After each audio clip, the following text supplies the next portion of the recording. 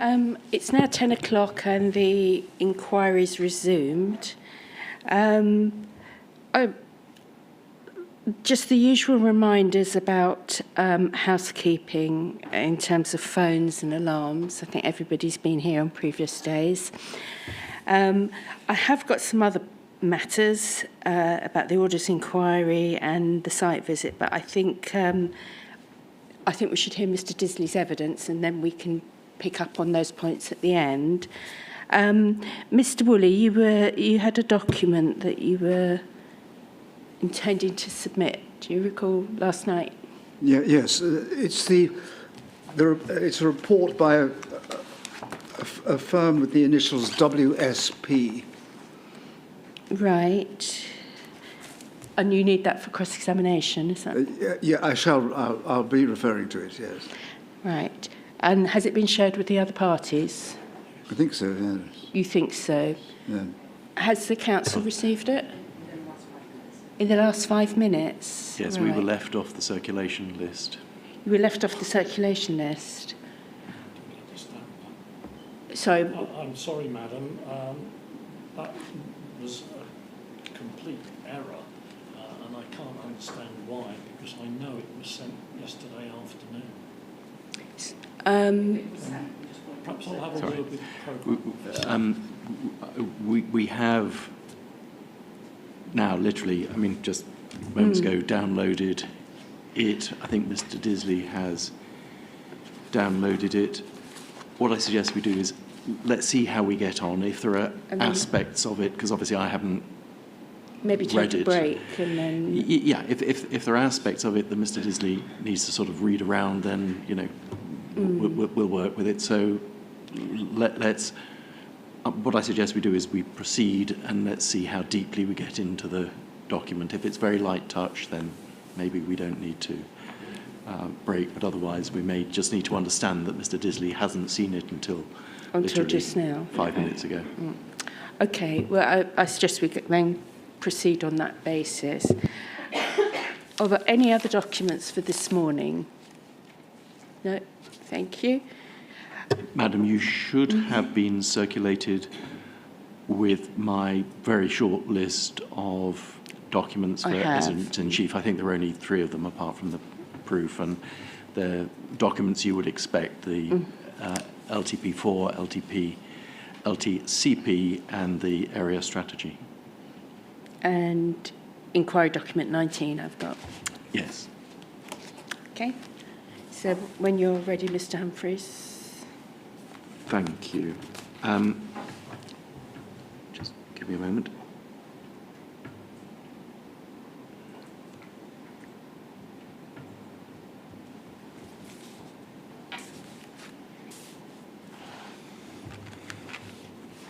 Mr. Disley, I'm just going to formally introduce you. Is your name John Disley? Yes, it is. And can everybody hear me okay? Yep. Yes. You're head of transport planning, transport policy at Oxfordshire County Council, and you've worked for the council for some 30 years, and as you tell us, you have a master's degree in transport planning and engineering. Is all that correct? Yes, that is. Okay, we have from you a proof of evidence, a set of appendices, and a rebuttal proof. Is that right? Yes, that's also correct. Okay.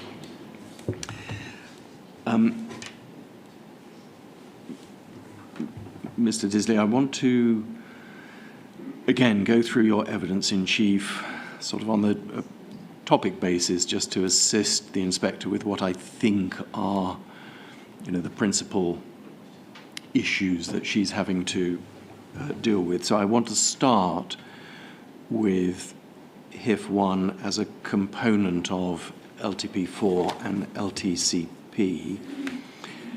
And we're going to start with Local Transport Plan 4, and that's document CDG.5. So perhaps you could make sure you've got that available. Yeah. And if you would, could you just the inspector will have read your evidence, but just start by sort of introducing the plan, what it is, its purpose and its status, please. That would be helpful. Yes, of course. So LTP 4 was the council's local transport plan that was adopted in 2015, updated slightly in 2016. And it sets out council's overall policy and strategy for transport. LTP 4, like LTCP, which we'll come on to, is essentially a document in two parts. The first part, Volume 1, sets out the council's policy and overall strategy, and the second part contains a number of supplementary sub-strategies, if you like, covering different modes of transport, different areas of the county, including, for the purposes of this inquiry, the Science Vale area transport strategy. LTP4 is no longer the council's statutory local transport plan because it has been superseded by the local transport and connectivity plan, the LTCP, that was adopted in 2022. But it was it was the overall policy and strategy element of that plan that's been adopted, and to date, the second part of LTCP, the part that's going to cover area and transport strategies or travel plans, as we're now calling them, hasn't yet been developed or been adopted. So that element of LTP, the local area strategies and so forth, remains county council policy until such time that these strategies are adopted to replace it. And I'm going to take you to those, or the Science Vale area transport strategy in a moment. You mentioned a moment ago that the second part of the LTP comprises a number of strategies, and do we can see in the G4 series, and I think these are strategies that go with the LTCP, but in the G4 series we get G4-1, G4-2, and so we get the Didcot local cycling walking strategy, the active travel strategy, freight logistics strategy, mobility hub strategy. Are those again these sort of part 2 strategies? Yes, they're the part 2 strategies that either have been or are being developed for LTCP. Yes. So you explained that the Science Vale area transport strategy is one of the LTP4 part 2, as you've called it, strategies, and we have that at CD 5.1. Can you just take us to that document and again just talk the inspector through it? It doesn't just, we can see from the front cover, it doesn't just relate to the Science Vale, it's also Banbury, Bicester, Carterton, Science Vale and Whitney area strategies, but within that we know there's a part that I think starts on page 36, which, no, might start slightly earlier. Sorry, start on PDF page 35, which is the Science Vale transport strategy. So, firstly, again, so the inspector understands it, what was this developed under first? Was this originally an LTP4 strategy? Yes, it was. In my proof of evidence, paragraphs 2.46 to 2.49, I set out how the LTP4 area strategies were developed, and they are the main elements of those strategies are listed in my proof. Turning to the document that you've referred to, the Science Vale Transport Strategy, page, as you say, page 35 of CD 5.1, that sets out the basis of the strategy as a sub-strategy of LTP4. And on page, PDF page 37 of that document, towards the bottom of the page, that then sets out the transport aims. So is that paragraph 15? Sorry, yes, paragraph 15 set out the aims of the strategy, yes, that's correct. And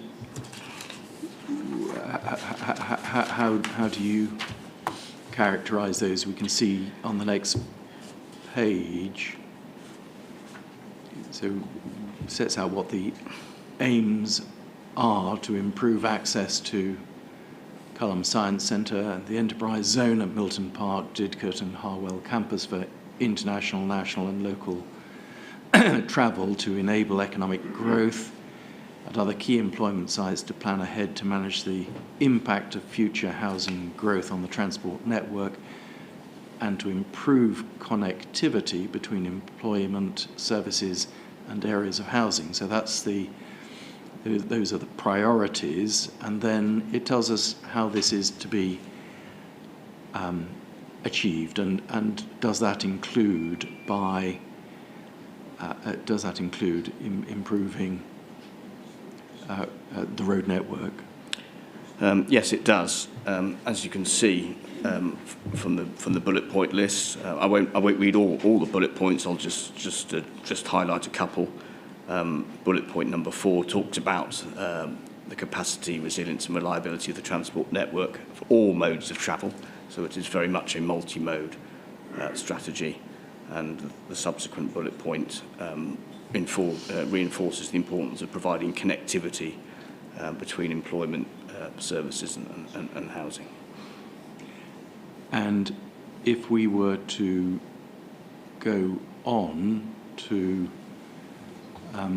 PDF page 51,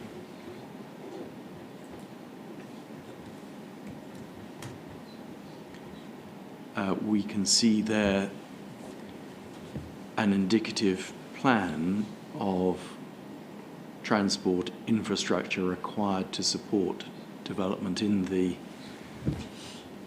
Science Vale, and a whole series of different measures there. Just again, talk us through those. Do they include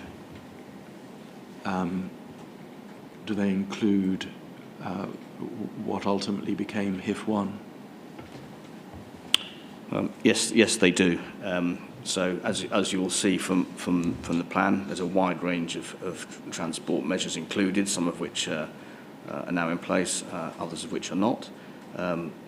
They include, for example, in its the reference is the letter O on that plan, which is the Didcot Science Bridge and A4130 capacity improvement. So the scheme is an integral part of this wider multimodal transport strategy for the Science Vale area. And earlier in this document, so the predecessing pages, starting on page 45, in fact lists all of the individual schemes and measures that are part of that strategy, including the elements of the scheme that we're concerned with in this inquiry. And we can see other measures, for example, letter Y on the plan at the Golden Balls roundabout we can see with the legend underneath Y is the A 4074B 4015 junction improvements. And should the inspector understand, therefore, that this is, Hif1 isn't the only scheme, this is part of a wider strategy? That's correct. As hopefully the plan makes clear, the strategy includes a wide range of schemes, many of which have been discussed during this hearing. So, as you say, reference Y, the Golden Balls roundabout. Reference K is another one, which is Culham railway station. So it's a sort of comprehensive package, if you like, of transport measures that cover all modes.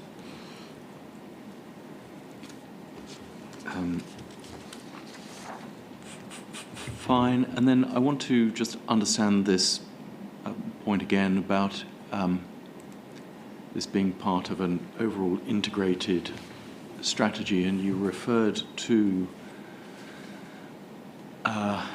some of the policies. And if I just take you back, first of all, to PDF page 40, that's where we get the SV1 policies. So SV obviously for Sciencevale, and then a series of proposals there. This says we will work with partners to improve access to the strategic road, rail and bus network, and various measures there. Do those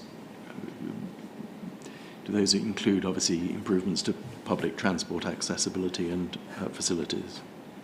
I'm sorry to interrupt, but we're having difficulty in hearing Mr. Tisley over here. Could Okay. you sit a little closer to the microphone? I'm so sorry, Mr. Humphreys. That's quite all right. I'll speak louder. That's much better. Thank you.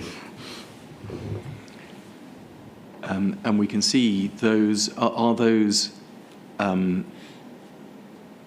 large measure public transport measures. Yes, indeed they are. There's a range of measures identified, as you say, under section proposed SV1, and likewise, if you move on, If we go to SV2, which covers a so SV2 are the policies and proposals at PDF page 43, and these are we will work with partners to improve journeys across the Sciencevale, connecting new homes with jobs and service centres by better connecting Didcot, Wantage and Grove, Abingdon and Wallingford with Milton Park, Harwell Campus and Culham Science Centre through. And then these we can see are many of those policies which are to do with connecting jobs with these three important science for innovation and technology. And do these include the 4 elements of the Hif1 scheme? Yes, they do. All the elements of the Hif1 scheme are included in this list. I've drawn those out under paragraph 2.50 of my proof of evidence, and following that paragraph there's a sort of summary table showing the 3 SV policies that cover these schemes. So SV 2.6. SV 2.6 actually covers 2 elements of the scheme. Indeed, yes. Both the Science Bridge and the widening of the A4130. That's correct. Those 2 elements of the scheme are combined under that one heading, and then SV 2.13 and SV 2.16 deal with the river crossing and Culham bypass, respectively. So, and are those, however, the only proposals for connecting the housing and employment areas with Milton Park, Harwell and Culham, or are there other non-road interventions? No, they're not the only proposals. Under SV, heading SV2 alone, there are some 26 measures. We've highlighted 3 because they're concerned with the scheme, but there are numerous others. For example, SV 221, which covers strategic cycle routes and connectivity between those areas. SV 2.2, 2.3, 2.4, for example, cover public transport connectivity in the measures that we're looking to enhance that. So there are a wide range of other measures covering other modes. And for cycling, you mentioned 2.21, but I think there's also 2.1 and 2.22. So there That's correct, 3 yes. relating to cycle.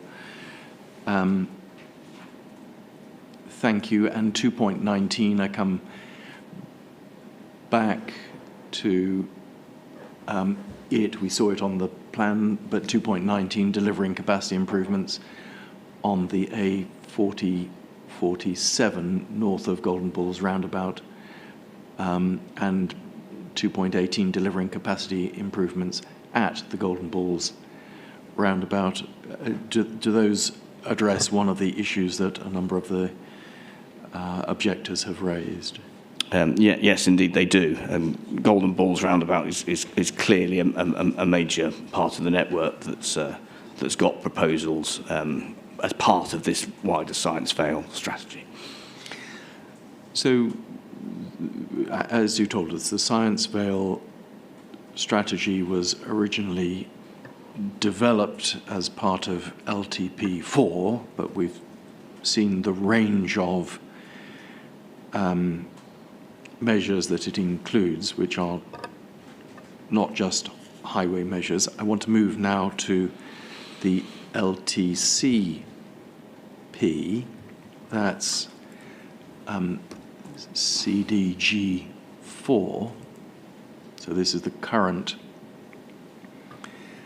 plan, and I just want you to explain to the inspector how the original Science Vale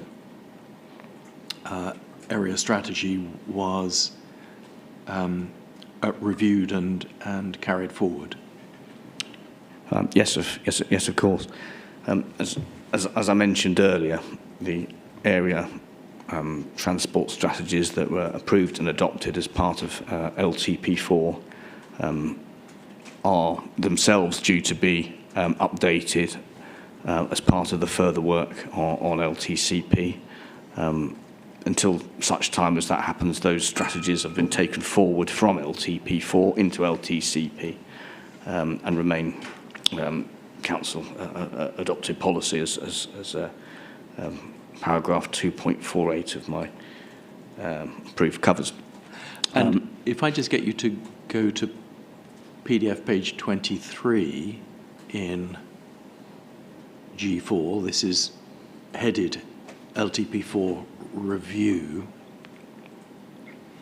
just so that the inspector has cross-references to the relevant part. So just explain to the inspector kind of what happened. You had LTP4, you had the area strategies, you were developing the LTCP, and you know, what in reality did you do when developing LTCP in looking back at the previous set of policies?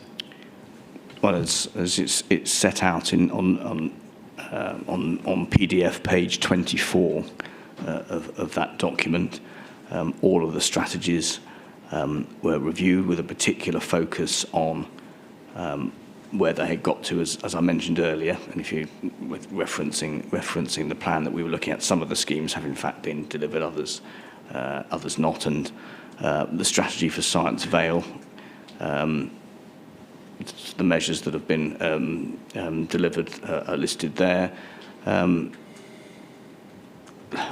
position we're in recognised the fact that not all of the schemes and measures, including the schemes that are under consideration for this inquiry, hadn't yet been delivered. So were taken forward into the new plan as it was agreed that they remained appropriate for the transport strategy for the area, and were consistent with the updated policy and strategy framework that LTCP now provided. And when we were looking at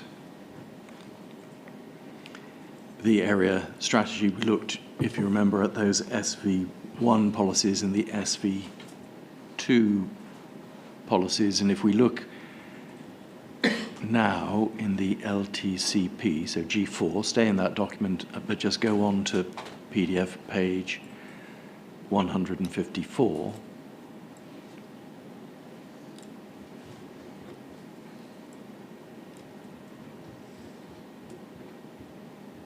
Do you have that? Yes, I do. Do we see there those same policies identified and an update on their status, including for SV 2.6, which is on PDF page 156, SV 2.13, which is on the next page, 157, and SV 2.16, which is on the page that follows that, PDF 158. And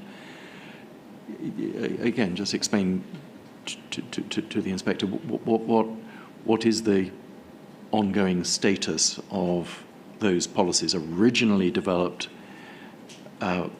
pursuant to LTP4, but what's their current status? So the current status of all three of those policy areas, which cover the four elements of the scheme as they remain, County Council policy and proposed to be delivered as through this project. And the purpose of the table that Mr. Humphries has just drawn your attention to, Madam, is to explain, in fact, for all of those SV policies, which ones have been delivered, which ones are in progress. And as far as the three policies that cover the scheme as are concerned, the document reflects that they still intend to be delivered, albeit that the project completion date is clearly not going to be 2024. And again, maybe this is to ask the blindingly obvious, but my apologies. But just to make clear to the inspector, does or do the four elements of Hif1 remain a component of an overall integrated transport strategy? Yes, they do.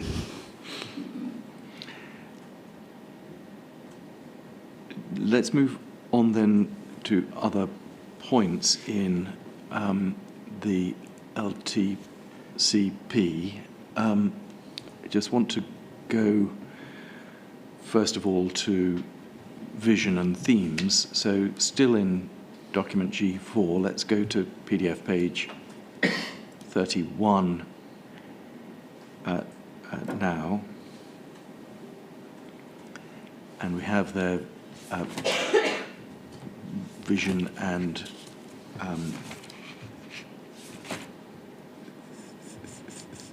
themes of the document. And if we move on a little bit through that to page 33, we get the headline target. So just start with vision and themes. It seems to be suggested by others that the new vision, the themes of the LTCP in some way undermines or is contrary to the concept of constructing new roads, and we'll come on to particular or a particular policy in relation to that, but just in terms of the overall vision for the LTCP, would that be a correct understanding? Is it against road building where appropriate? No, it isn't. The vision's an overall vision for all modes of travel. And as I've set out on paragraph 2.5 of my proof of evidence, how I believe the scheme contributes to this vision. Thank you. And let's go to PDF page 33, the headline targets. And the target set out in the pale green box on PDF 33, PDF page 33, have in various forms been sort of quoted or abbreviated in various other people's proofs of evidence. Can you just make clear to the inspector, firstly, what geographical area do these relate to? It should be actually pretty obvious from the wording, but just to make it clear, what do they relate to? So they relate to these targets relate to the whole of Oxfordshire, just for avoidance of any doubt on that. Go on. As well, I was just going on to say, as I've set out in paragraph 2.12 of my evidence, that explains that. And in the context that these are overall county-wide targets, do you, as the head of transport policy and as a transport planner, expect that all parts of the county, large urban areas and rural areas, will perform in exactly the same way against the targets? No, I wouldn't expect that to be the case at all. As I've set out in my proof of evidence, the targets are for the plan as a whole. They don't apply on an individual or equal basis to any area of the county or any particular scheme and measure. They are an overall target for Oxfordshire. And the opportunity to contribute to those targets varies depending on which area of the county we're considering and which schemes and measures we're considering. It will vary quite significantly depending on what we were looking at. And again, it may seem to you blindingly obvious, but just so the inspector formally has the evidence, can you explain why you would not expect urban areas and rural areas to perform in the same way and be able to achieve the same modal shift against these sorts of targets? Yes, I can. I mean, to try and illustrate this point, if you look, for example, at the city of Oxford, which has a much more constrained environment and policies and schemes that facilitate and enable much more easily travel by public transport, travel by cycling, travel on foot, etc. And there's a level of restraint, if you like, on car travel built in through parking availability and other policies. That area of Oxfordshire and those schemes and measures are much more able to contribute to the headline car reduction targets in our local transport and connectivity plan. And indeed, that is envisaging as being a continuing position with some of the other proposals that we're looking at for that area. By contrast, and recognising that Oxfordshire is in many places a very rural county, other parts of Oxfordshire, including the area we're concerned with, have a lesser ability to contribute to those targets, given the higher levels of car use and more diverse and complex trip patterns that, while still allow a number of trips to potentially be made by public transport and active travel, nevertheless recognise that there's a more balanced approach, I suppose, to different modes of travel. And can I get you to go now, if you can have access to it, to the document that Mr. Woolley has introduced a few moments ago? That's the understanding the requirements. Sorry, can I just ask you to pause, because I don't think I have access to it. So, oh, you've sent it. If you just give me a moment. Sorry, is it on the website or just email? No. Just email, right. Thank you.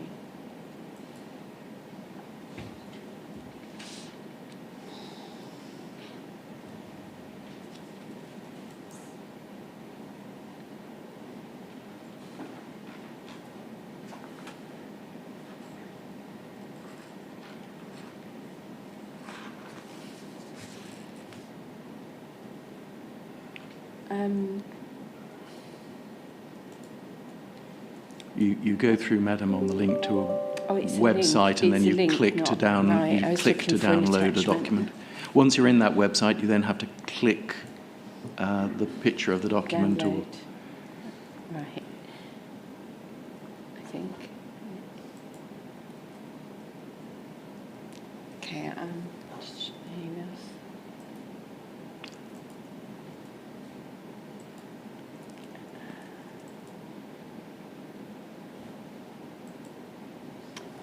Sorry, I seem to shut it when I...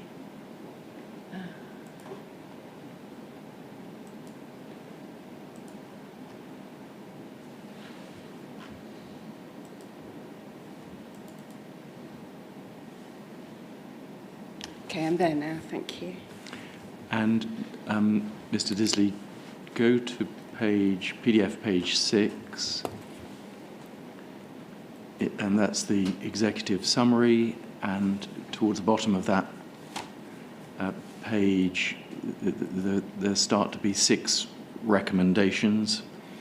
And I want to just ask you about these recommendations, particularly in the circumstances of a large urban area like Oxford, as opposed to a dispersed rural area that we're considering here. So recommendation 1 in the WSP report, effective modal shift requires information campaigns as well as interventions to prevent car use and interventions to offer people alternatives. Now,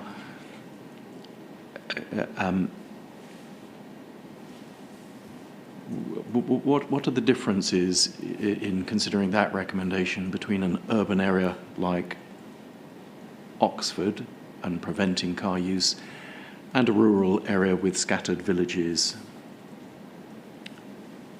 Well, the principal difference is that it would be much easier to implement recommendation 1 in an urban area like Oxford, where there are significantly greater opportunities to undertake modal shift away from car travel, simply because of the much more developed nature of bus and cycle networks.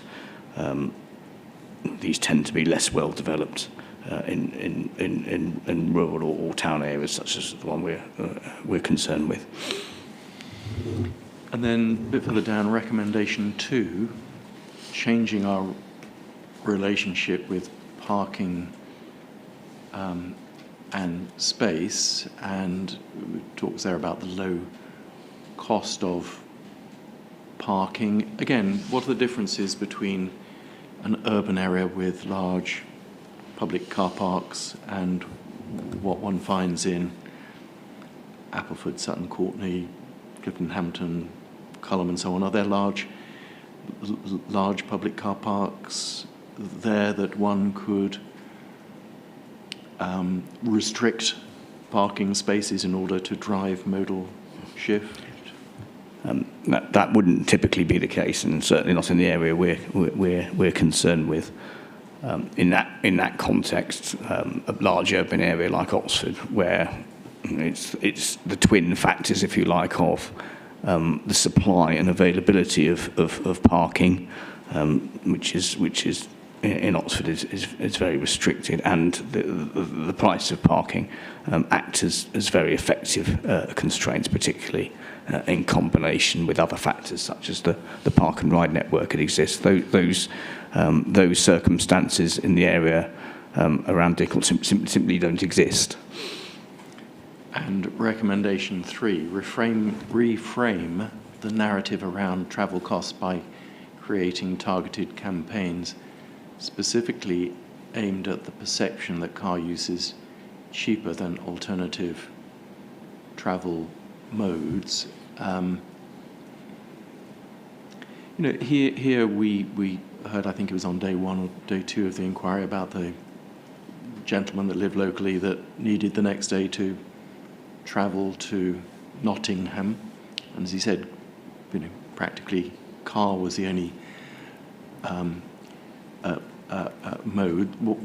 Whilst obviously one can have campaigns that inform people about the costs of car, are there other factors in rural areas that mean it is more difficult for people to take other travel modes than it might be in an urban area? Yes, there would be. Relative cost is one factor, but there are a number of others, and not least of which is the availability of alternatives. I'm thinking particularly here about public transport, whether bus services or rail services exist, whether they're suitable and appropriate for people's travel patterns and needs, and of course whether they're able to use those modes at the times of day that they wish to travel, and certain times of day, evenings, weekends, and so forth, where opportunities tend to be less. So the public transport network in a rural area would tend to be very much less well developed than somewhere like the city of Oxford, and consequently would provide fewer alternative opportunities for people. We know that obviously Hif1 does include very substantial provision for walking and cycling, and we've heard evidence about its ability to improve bus reliability. Does the Hif1 scheme therefore give greater opportunity for alternative travel modes than currently exist in the area? Yes, it does. It does this in two main ways. Firstly, because it provides some significant facilities for active travel, cycle paths and so forth, which we've covered extensively in this inquiry, and as such provides connectivity in the Science Vale area, particularly looking at linking and sort of Didcot area with the Culham area that doesn't exist at the moment.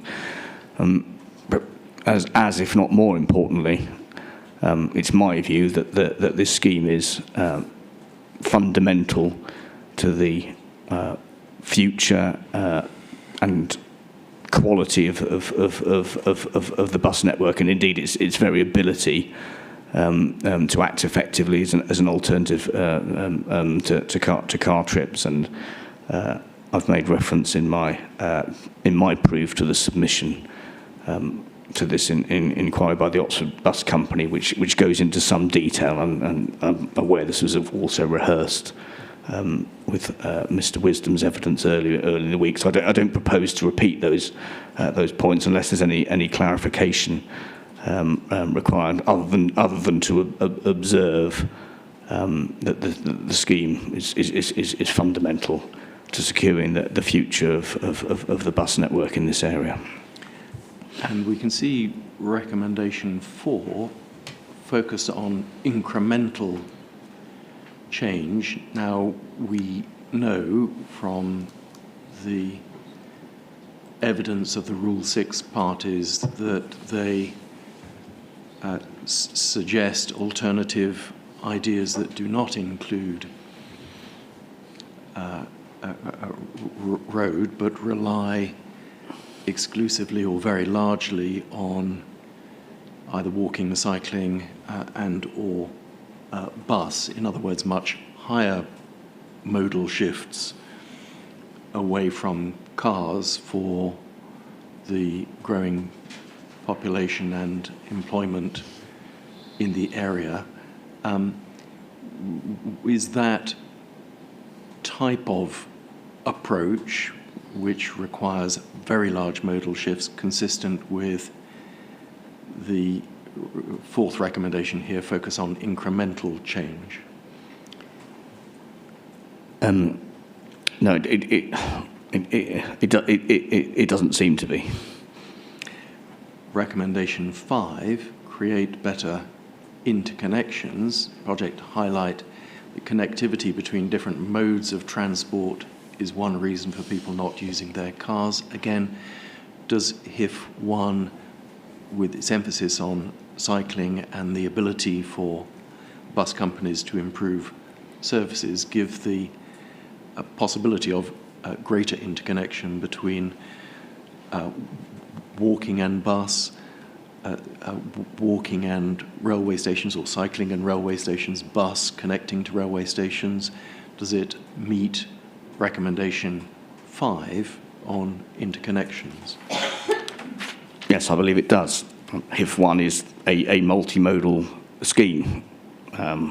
It provides infrastructure for bus travel, it provides connectivity for bus, it provides connectivity into rail, it provides infrastructure for active travel. So it would be instrumental in providing enhanced connectivity for all modes across this area. And then finally, recommendation 6, this is the final one, make interventions location specific and led by local government bodies. Is that true of Hif1? Yes, it is.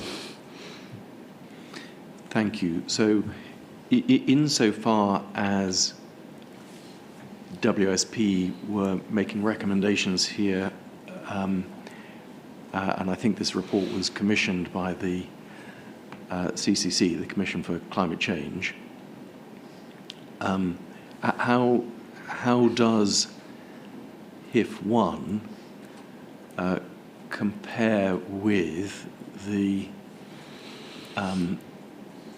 Climate Change Committee? How does Hif1 compare with the recommendations that are made here? Having looked through these recommendations, obviously the benefit of doing so this morning, but my view is that it fits very well with these recommendations. Thank you. And just coming back then, as we were to LTCP, that's document G4, and the headline targets, which seek to achieve a modal shift in Oxfordshire as a county as a whole, how well does Hif1, which is a scheme in a rural area, fit with that overall strategy, that overall level of targets? I'd say it fits very well. Just drawing on the area that we were discussing a few minutes ago, and the multimodal nature of Hif1 and the connectivity it would provide. It provides some excellent opportunities to encourage higher levels of travel by active travel, walking and cycling, and public transport. So would be able to contribute to LTCP targets accordingly. And you say there contribute to LCTP targets, are these targets intended to be applied strictly to each and every scheme? In other words, remove one out of every 4 current trips. Does that apply to every scheme, or is that an overall target and different areas, different schemes will play different parts? No, they wouldn't apply equally to every scheme. It would apply differently, and as I've set out in paragraph 212 of my brief. And I want to take us on now to a couple more points. The first one in G4, the LTCP PDF, page 107. This is policy 36. Sorry, is that the same document? Yes, It is. madam. Sorry. G4. No, not Lost at the all. page number now. So what was the page reference? 107. Thank you. Madam, this is policy 36, which you'll have heard mentioned a few times, and criterion A there is only consider road capacity schemes after all other options have been explored, and it suggested that we are contrary to that policy. Mr. Disley, please explain your position on that and whether we comply with policy 36. Yes, I'd like to be present this as clearly and unambiguously as I can, and I need to emphasise this point quite strongly. Is that I believe that the scheme is fully compliant with LTCP policy 36. Paragraphs 2.40 to 2.45 of my proof of evidence set out why. It's clear to me that the LTCP policy does not preclude road building and road capacity schemes as subparagraph A of policy 36 states. If I might draw your attention to the earlier text in the LTCP document CDG 4, pages 105 and 106 of that document make it, in my view, very clear there are situations where new roads are necessary, and my proof of evidence, paragraph 2.40, subparagraph 2.401 onwards, sets out the extracts from that document, from the LTCP document, that explain that in more detail. And if we were to look and take the inspector to page 105, you mentioned the 2 previous pages. This is the text leading up, obviously, to policy 36. You'll see in the middle of the page there the heading road schemes. Tells us that the County Council is also responsible for delivery of road schemes. Tells us that there are situations where schemes will be necessary but not sustainable in the long term, because we found road schemes often generate new demand. But it tells us, 4th paragraph, that however there are examples where road schemes may be required and will deliver improvements. This includes where access is needed to new developments or where existing roads are unsafe. Tells us that they'll be careful to monitor major schemes. So does the plan, does the policy recognise that there are appropriate circumstances where new road schemes will need to come forward? Yes, it does. It does that very clearly. Thank you. And we rehearsed the point yesterday, obviously, that HIF stands for Housing Infrastructure Fund. This is a scheme to deal with the very substantial new housing, both being constructed, consented and allocated in this area. Is this such a scheme where, in the context of Policy 36, new highway is appropriate? Yes, it is. There is clearly substantive development underway, planned for this area, and you know, this scheme is required in order to be able to support that. And in Policy 36, criterion B is, where appropriate, adopt and decide and provide approach. And we've heard a lot of evidence about whether this is or is not a decide and provide approach. But I just want to look at this from a policy aspect. It's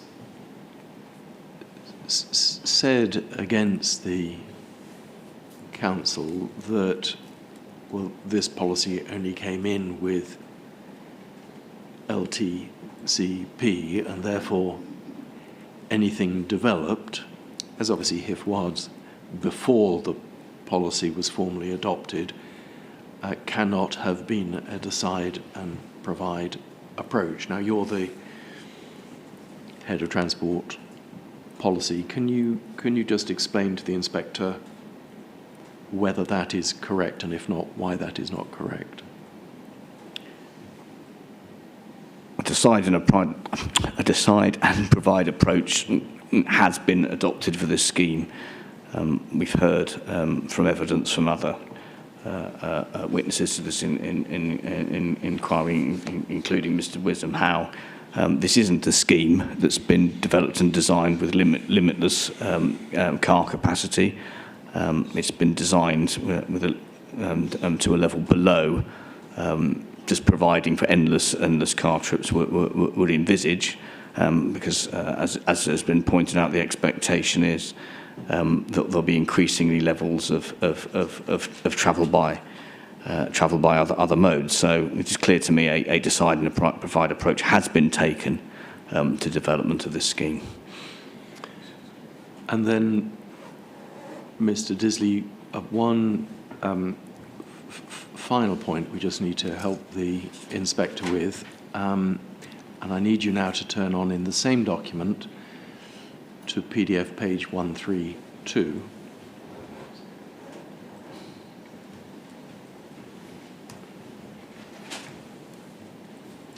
And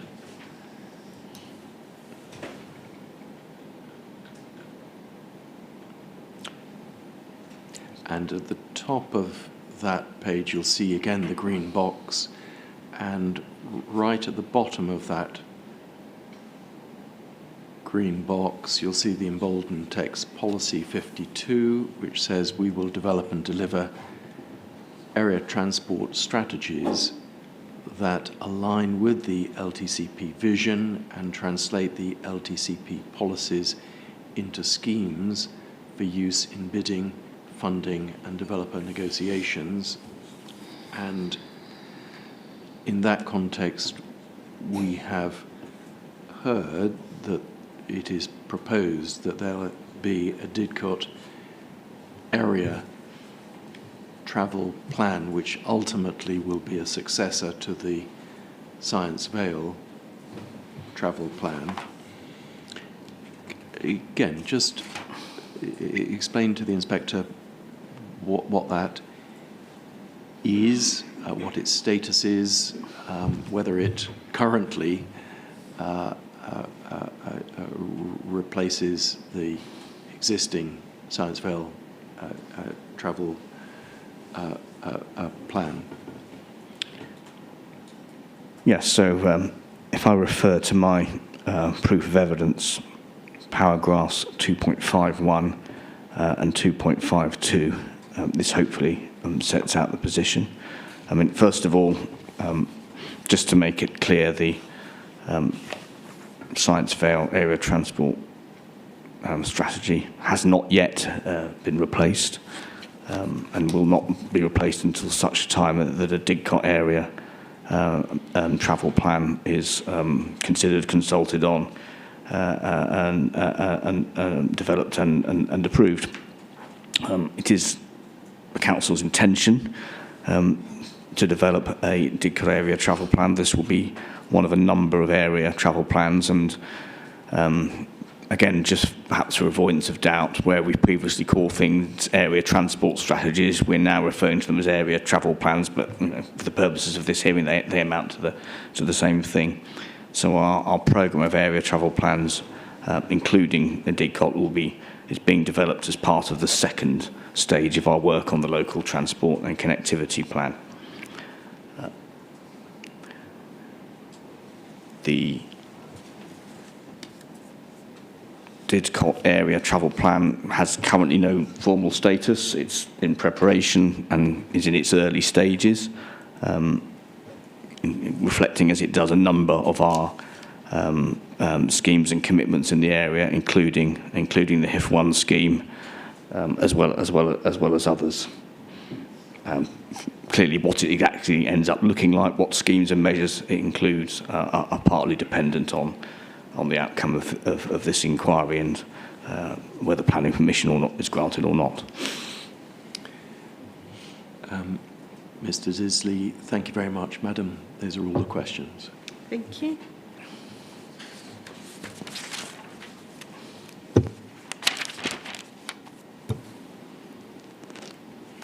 Mr. Woolley.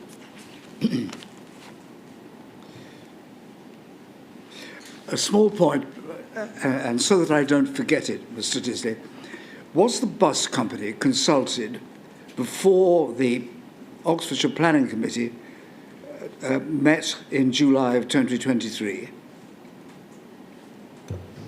I'd be grateful, Mr. Woolley, if you could clarify consulted upon what, sorry. About the HIO scheme. I'm not sure. I can't answer that question, I'm afraid. You don't know? I don't know. Thank you. Now go to your proof, please. Paragraph 2.4. And the first quotation from the vision, our local transport and connectivity plan vision is for an inclusive and safe net zero Oxfordshire transport system that enables all parts of the county to thrive. Can you help me? What is meant by a net zero Oxfordshire transport system?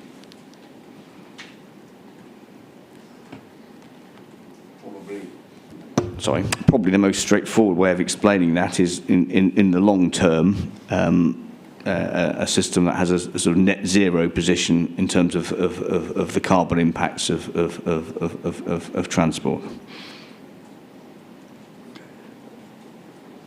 Does that necessarily import a reduction in the use of the private motor car? Yes. As perhaps is best reflected in the LTCP targets, which we've talked about quite extensively. It is envisaged that there will be an overall reduction in car use across Oxfordshire. Yeah. And that, of course, is an aspiration that you share with my clients. Well, many people share an aspiration to reduce car use.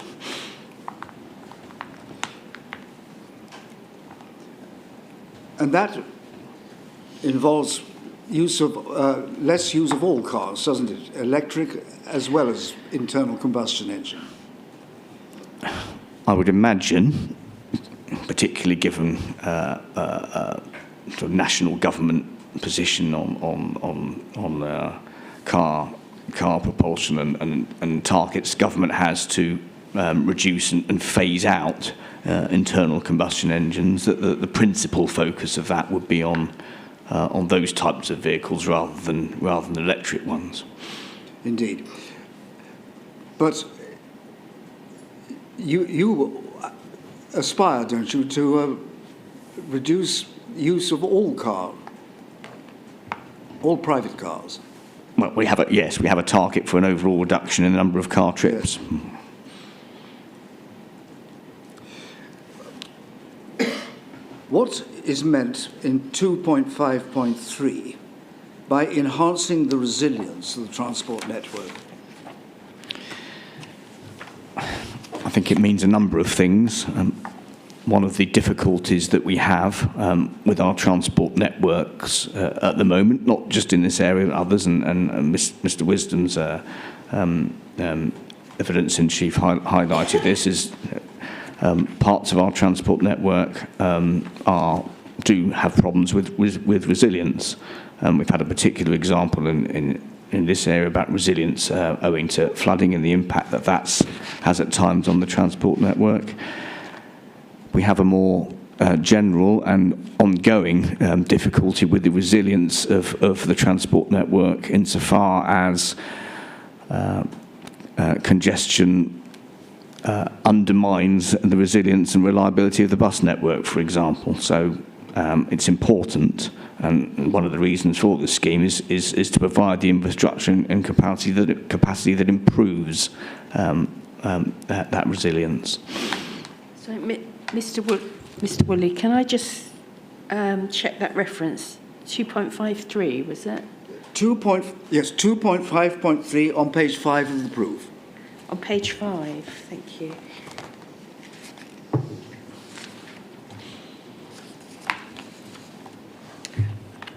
Thank you.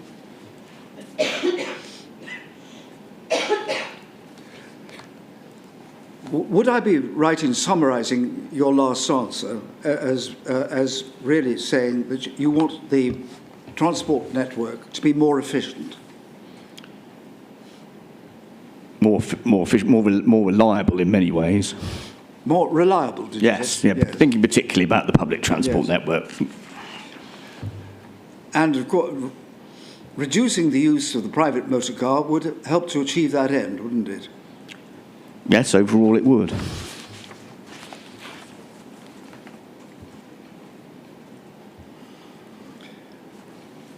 Turn on to paragraph 212, please, on page 7.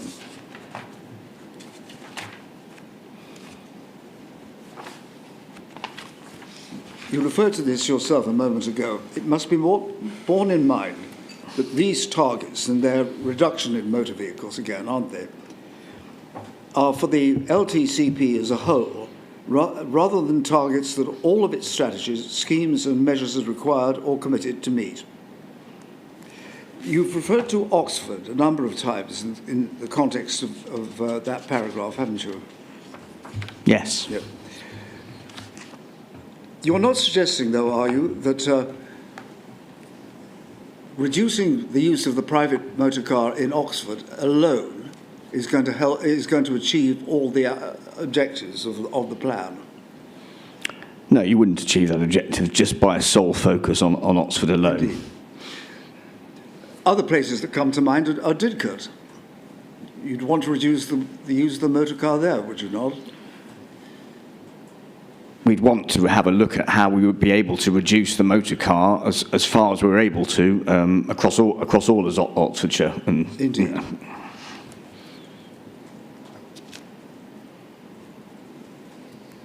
And building roads is not going to help to achieve that end, is it? Well, I'm not sure I entirely agree with that point, because it depends on the context of where the roads are proposed to be built and what their purpose is and their role as part of a wider transport strategy. So in some instances, as in this, you say that a road will help. In other instances, it won't. Yes, that's a good way of summarising it.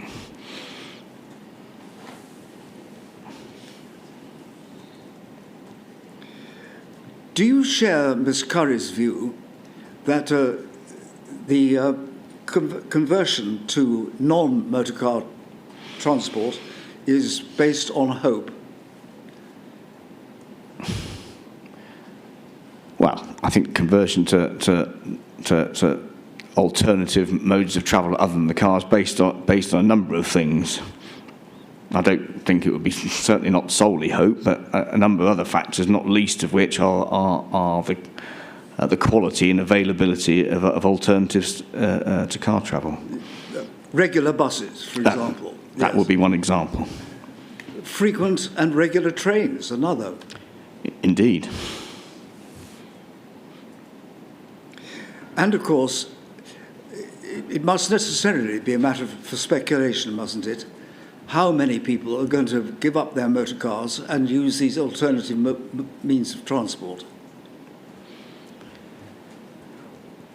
Well, to some extent, it may be speculation, but as you've seen with the evidence provided for this inquiry, some quite extensive modelling and other analysis work has been undertaken to try and understand and predict as far as models and other similar tools enable you to do what future travel patterns are most likely to be. Are assumed to be. Is that not right? Well, predicted might be a better term I'd prefer to use. Or hoped? Well, I think I'll stick with predicted. And of course, like all predictions, those may be accurate or they may be inaccurate. I think they're the best. They're the best evidence that we have for the purposes of this inquiry. Is the answer yes? The answer yes to what? Sorry. They may be accurate or they may be inaccurate predictions. Well, yes, they may not be as accurate as you forecast them to be, but by the same token, there isn't any evidence to suggest anything that's more accurate. It's inevitable, isn't it, that they won't be absolutely precise. You may achieve more modal split than you have taken, or you may achieve less. Yes, that's a fair... not a very profound insight. Well, yes.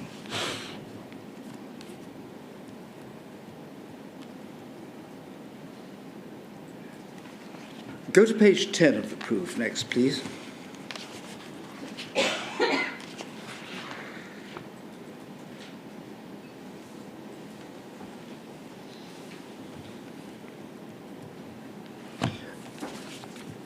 And this is a matter of clarification. You quoted Mr. Marion.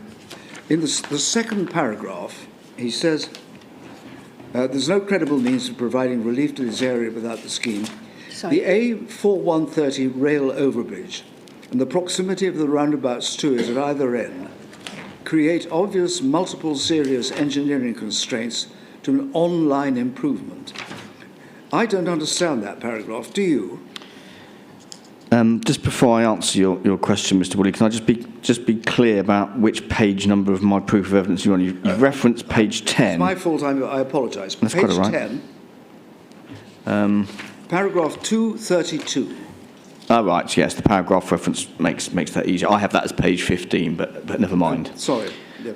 Well, have you got it now? I do, yes. Yeah. I'll give you a moment. Just reread the second paragraph of the quotation.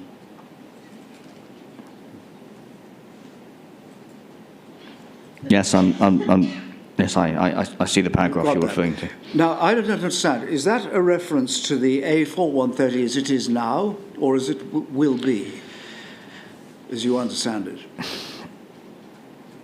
I'm not entirely sure, to be honest. I think that's probably only a question that Mr. Marion can ask. I mean, my guess is it's as it's now, but it could be either or, indeed both. Yes.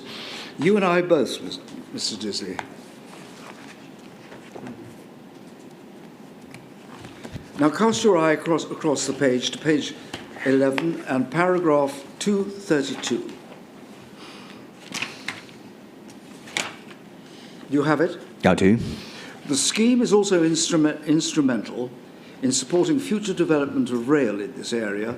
In particular, Culham Railway Station has the potential to be significantly redeveloped as a result of the envisaged rail service frequency and connectivity enhancements. These would arise from and are dependent in part on the approved South Oxfordshire Local Plan housing and employment development, located respectively on the western and eastern sides of the existing station site, which the scheme would facilitate. Without these developments, the case for these enhancements would be much weaker. Now,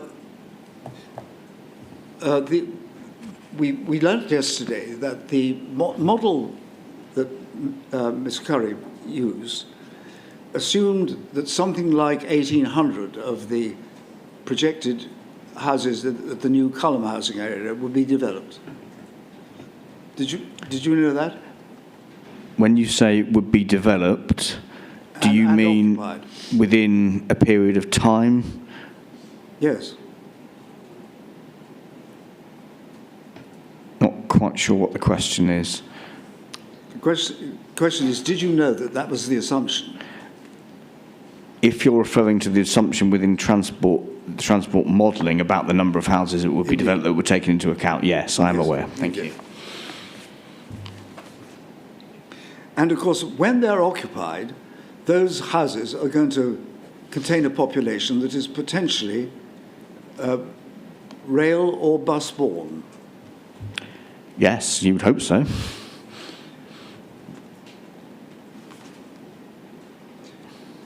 And it is that increased potential passenger factor that will stimulate the development of Culham Railway Station, is it? Yes, that's would be one of the main factors that the case for investing in Culham as a rail station, as a transport hub is, in part dependent on the number of people who might use it. It stands to reason, I guess.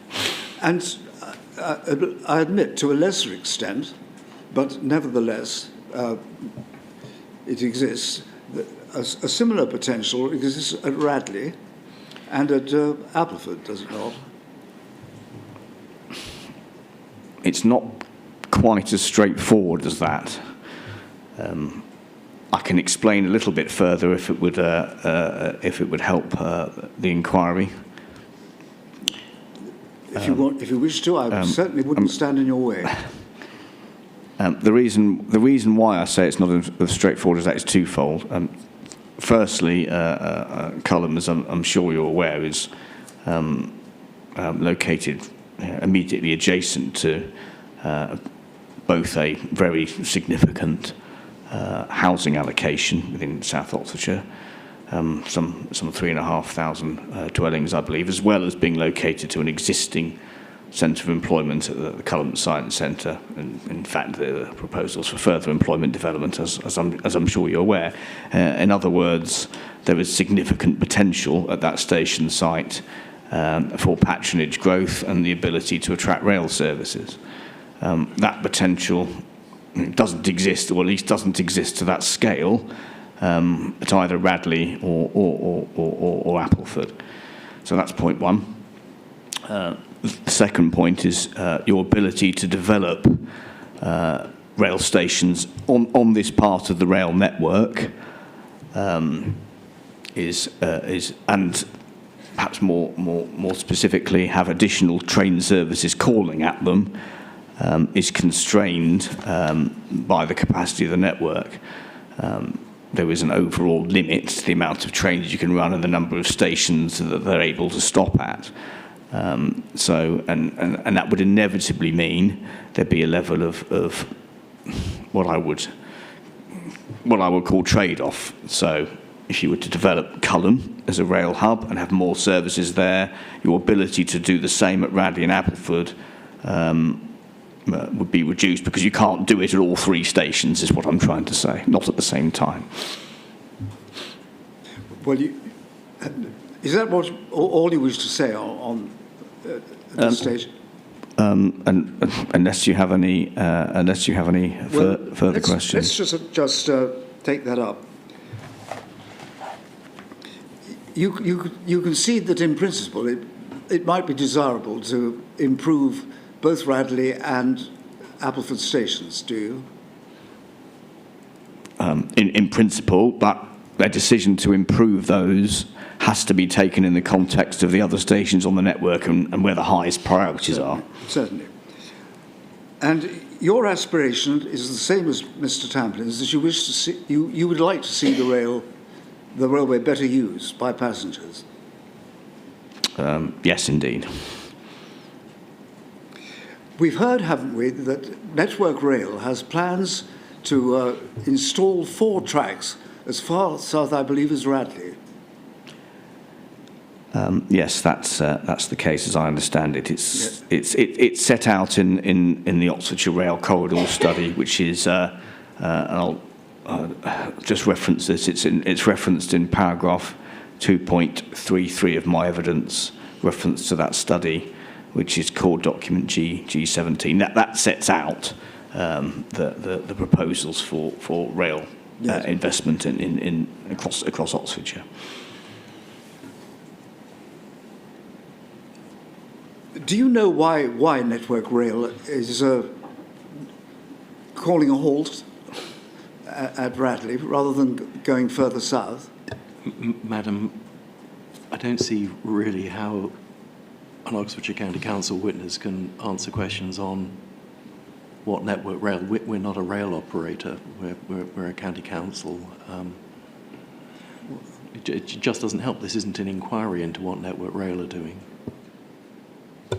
Thank you, Mr. Humphreys. If you could answer that question if you know the answer, but if you don't, that's fine. I don't categorically know the answer, and as Mr. Humphreys says, it's really a matter for Network Rail to give a view on as the rail infrastructure provider.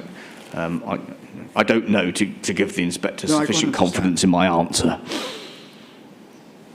Would you welcome it if the 4-track railway were extended further south to Culham and Didcot? I can't really answer that question either, because welcome it depends what it involves. Well, it would involve providing more trains, would it not? Among other things. Since it's not a scheme, Mr. Woolley, is it useful to continue down this line of questioning?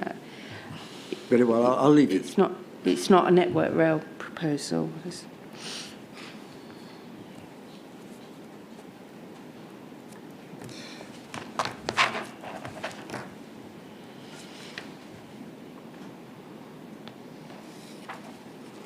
Paragraph 234.1.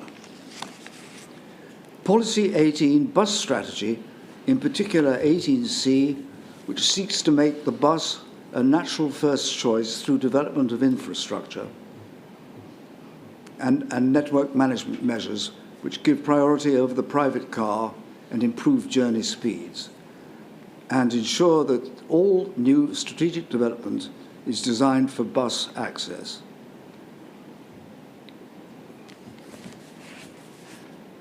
That is the practical way in which you're hoping to discourage the private motorist and transfer him or her into buses, is it? Yes, that's one of the things that we want to do across Oxfordshire. Does that mean in real life more bus lanes and that sort of thing? In certain circumstances, it could mean that.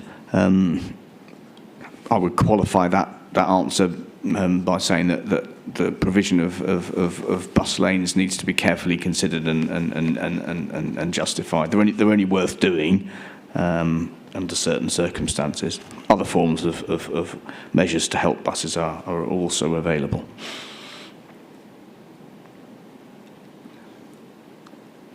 I failed, and I apologise, to take you to paragraph 233, just above it. The development of Culham Rail Station as a major transport mobility hub, one of the 7 mail hubs, will facilitate opportunities for enhanced and additional rail services to serve the station. These potentially include extension of east-west rail services and/or new rail connectivity being developed, including a new service directly linking Bristol to Oxford. Does that mean new trains or new track? Are you referring to the Bristol to Oxford? Yes. It's a potential new rail service. Yes, but I repeat the question: is it by way of new trains or new track? Trains rather than track, if that helps clarify.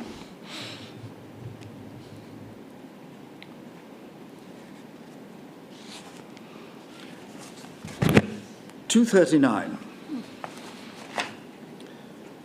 Oxfordshire County Council will only consider road capacity schemes after all other options have been explored. You worked for the council, didn't you, when HIF1 was first adopted as a policy? Yes, that's correct. Did you play any part in that process?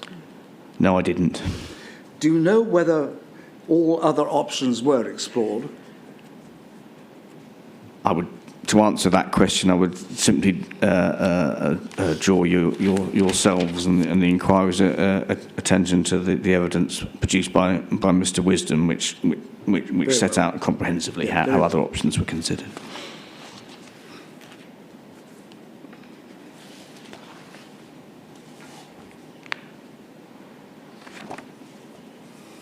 Have you read Mr. Tamplin's proof? I have, but not recently. No. But he takes much the same view as you and the council does about buses and rail, that they're to be encouraged.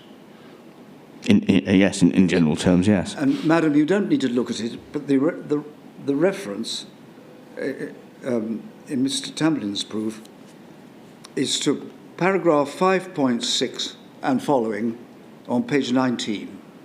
Thank you.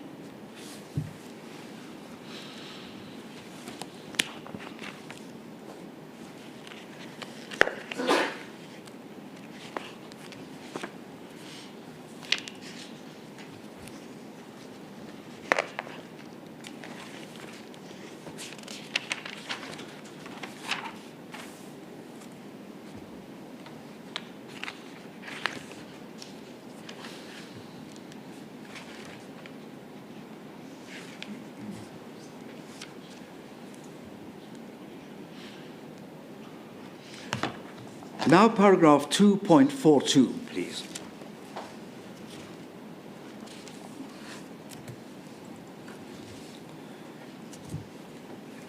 Paragraphs B, D, and E all deal with different aspects of the decide and provide approach, which has now been adopted as Oxfordshire County Council transport policy, but which was not in place at the time the scheme was conceived, developed, and assessed. Ms. Curry's proof of evidence also discusses decide and provide with a modelling focus. I don't need to ask you about her. But let's go on to 242.2 now. 2034 housing assumptions are not the full site build-out in all cases if the housing trajectories extend past 2034. And then you refer to the matter that we looked at a few moments ago, the housing at Culham. The effect of that is that there will be more population coming to Culham in the years following the 10th year after the road opens. You mean 2034? Yes. Yeah. Well, the road is not going to. 2034 will not be the first year, the 10th year after the road opens, will it? We can at least agree that. Well, yes, it appears unlikely. Well, you're going to have to start this year if you're going to achieve that. Indeed, so. I think I can move on. So the answer, I'm right, aren't I? There is bound to be more demand for travel in the years 11, 12, and so on after the road opens. Yeah, with the level of housing development that's coming forward at Culham and other locations, Yeah, yes, there would be more. Culham is not the only one, is it? There are housing developments everywhere. Wantage, Didcot, Bicester. Yes, there's quite a significant body of development happening in Oxfordshire, hence the need for investment in transport schemes such as And this the one. result is, isn't it, that sooner or later, we don't know when, the state of the highway network will return to the condition it is in today.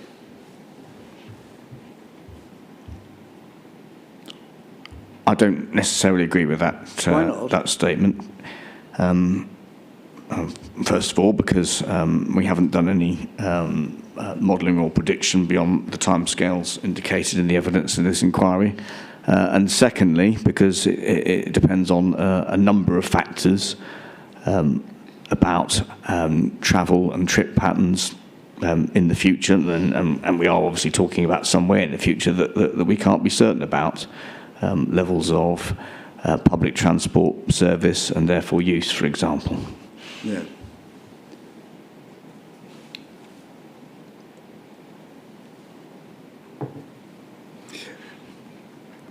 But as you've told us a number of times, you are not attempting, are you, to abolish the private motor car?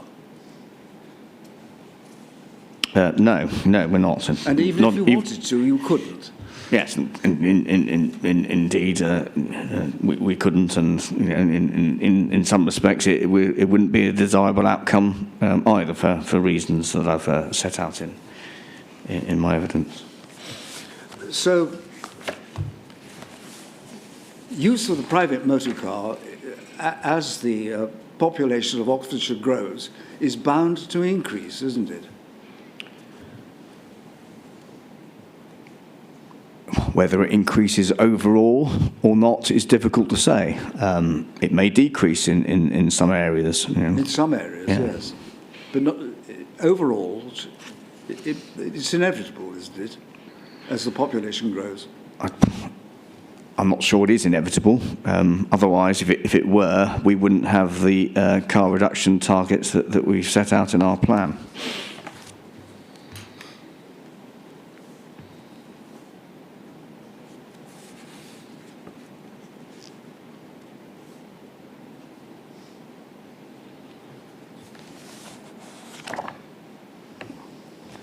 When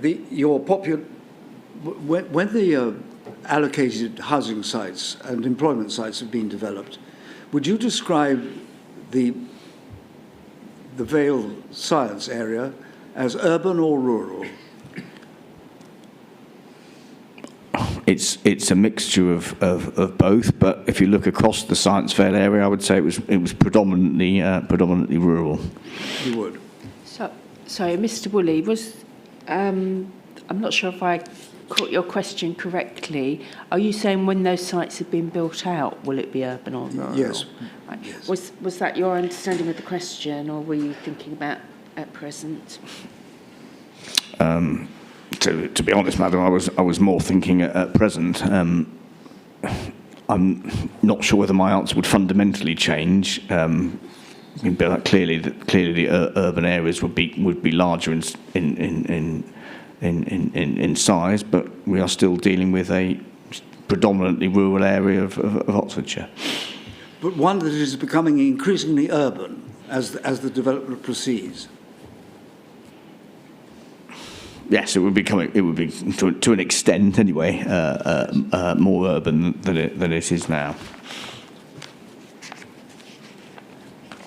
And therefore, in the light of what you told us about Oxford City, progressively easier to manage by way of modal split change? To a certain extent, but I think we have to bear in mind that even being more fully built out than it is now, somewhere like Didcot, for example, will still be very significantly different from Oxford in terms of its size and scale and trip patterns and so forth. Yes. Didcot, of course, is not noted for its streaming spires, is it? You needn't answer that question. Go to the WSP consultants report finally, please.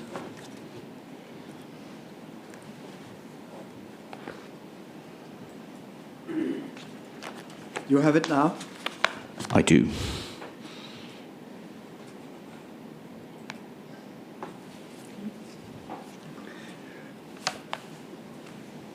The executive summary will do for my purposes. Effective recommendation 1 at the bottom of the first page. Effective modal shift requires information campaigns as well as interventions to prevent car use and interventions to offer people alternatives. You don't need to build a road, do you, to have an information campaign? Not necessarily. Why not? Okay, I'm struggling a bit to understand the question, Very well. Mr. Woolley, Look at the text below. To change individuals' behaviour, it is imperative that information campaigns are conducted so people know the behaviour that is to be changed. In conjunction with this, any campaign needs to create barriers to car use but improve access to alternatives. That means, doesn't it, in the second sentence, in some way discouraging use of the private motor car and giving buses or rail or cycles or walking instead?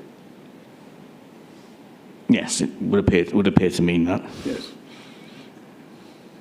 Combined with, as they say, information campaigns, which don't depend on a road at all, do they? No, you can run information campaigns about travel independent of any scheme that you may be choosing to progress, but information campaigns on their own will only have limited reach and impact, I would suggest. I don't think anybody would disagree with that. Recommendation 2. Do you read that as meaning that the consultants took the view that parking is too cheap in general? You'll just have to bear with me, Mr. Woolley, not having seen this document prior to just before this session started. I'll just going to refresh my Very well, what it yes, says. Of course.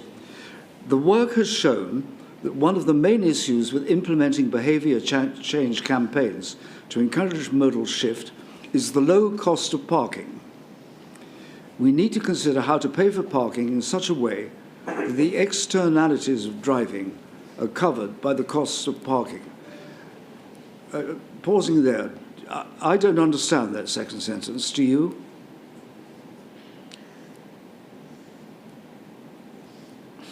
Not entirely, No. but At the same time, we can use the freed up space to improve the cities and spaces that we live in, allowing more commercial and leisure opportunities.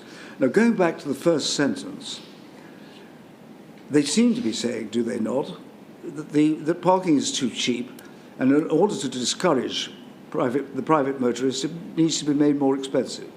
yeah, the cost of parking is clearly a factor in determining, to some extent anyway, not Yes. always, how people travel and by what modes. One of many factors, of course. Indeed.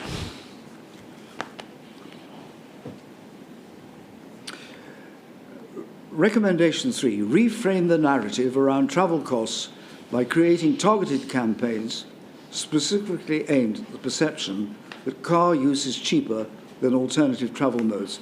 That Oh, I better read the rest as well. Our research suggests that car owners have the perception that car use is less expensive than alternative transport modes, as they only really think about fuel costs.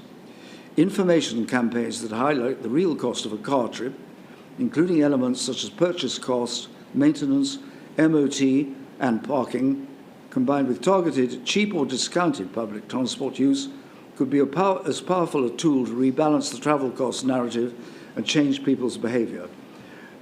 So what they're saying there is that re-education is necessary, aren't they? Yeah, I think what they're saying is some level of re-education is going to help make things clearer for people about the travel choices they make. That's how I read that. And that doesn't depend upon the building of a road, does it?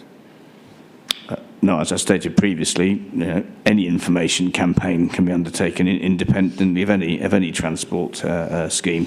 Yes. What impact it will have is another matter.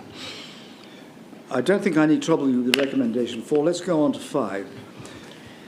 This project has highlighted that connectivity between different modes of transport is one reason for people not reducing their car use. It is interwoven with the frequency of service. The evidence gathered suggests that people would be more likely to use alternative transport options if they were connected. Exploration into the feasibility of aligning schedules with user needs where possible, including factors such as expanding timetables to encourage a modal shift, is recommended. So what they're saying there is two things, isn't it? Firstly, that interconnectivity really means that if you get off the train, you want to have a bus meeting you at the station to take you home. Yeah, that would be one example of better interconnectivity. That's one of the yes. very attractive ways of getting people away from their motor cars, isn't it? In the right circumstances, it should be, yes. Yes, and that doesn't involve building a road either.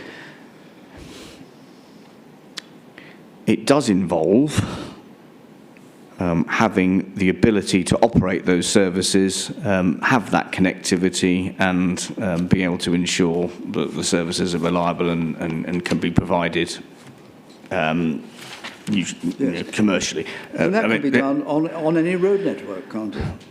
Well, if we're considering the scheme before us, it can't be done effectively on the existing road network, and I think that's one of the points that I've made hopefully clearly in my evidence, and others have also, that you require the scheme to provide the infrastructure for public transport and other services to be able to operate in a way that then provides that transport interconnectivity as you refer to.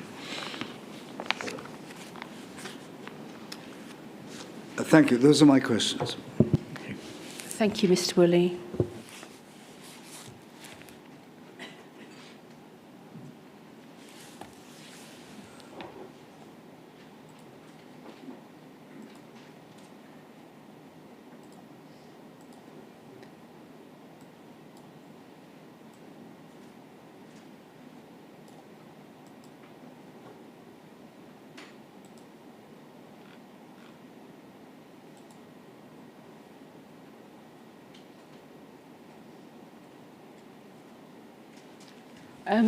Mr. Disley, during the past couple of weeks, I've heard different people refer to active travel in different ways.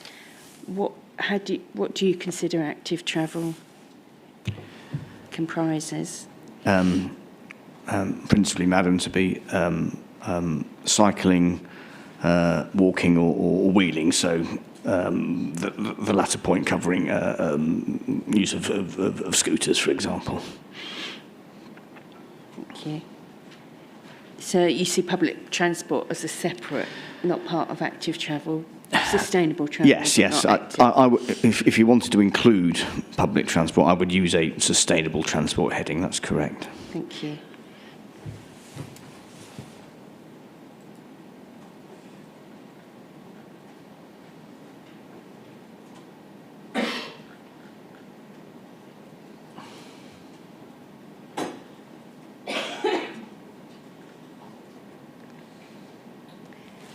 Could you, paragraph 2.30 point 2, it's the Oxford Bus Company letter, so the letter itself, I don't mind which. It's the first paragraph, and I just... It's the final sentence, and it just talks about every bus route serving the Science Vale operates across this roundabout. And I just wanted to be sure which roundabout. Is it the Milton Interchange roundabout, or is it a different one?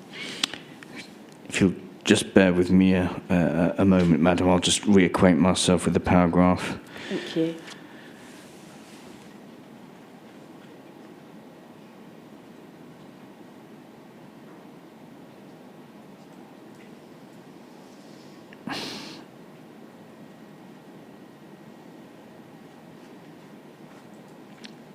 I believe it's referring to one of the 2 roundabouts closer to the centre of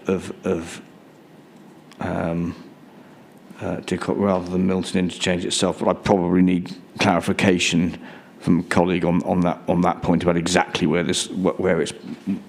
what's being referred to, if that would help. I think it would just be helpful. I've sort of read it a couple of times, and I keep reaching different conclusions as to what it means. Yes, indeed. Okay.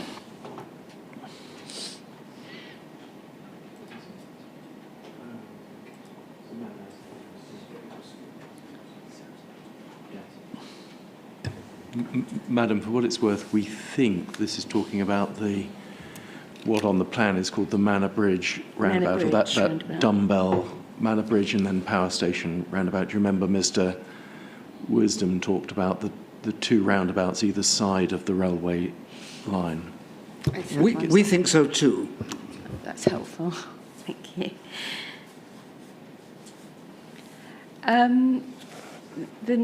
The next point is paragraph 233.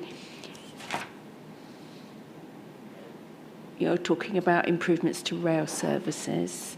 And then you say it potentially includes the extension of east-west rail services and or new rail connectivity being developed.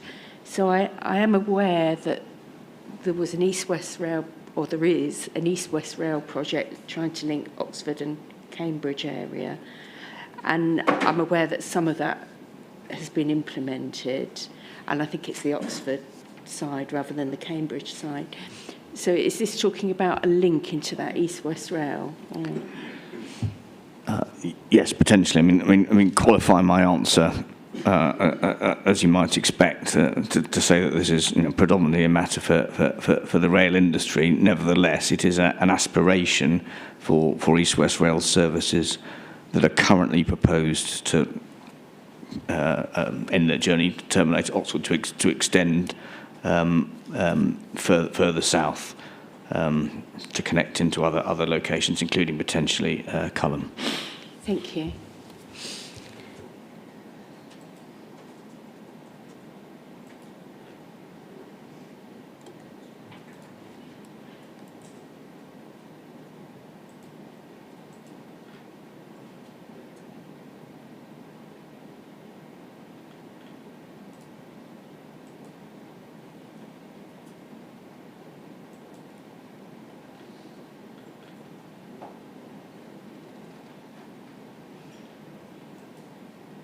I think that's my questions for you. Thank you. Thank you.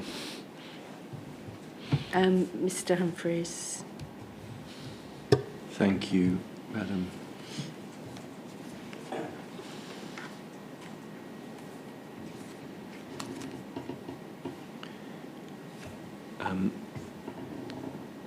Mr. Disley, you were asked early on about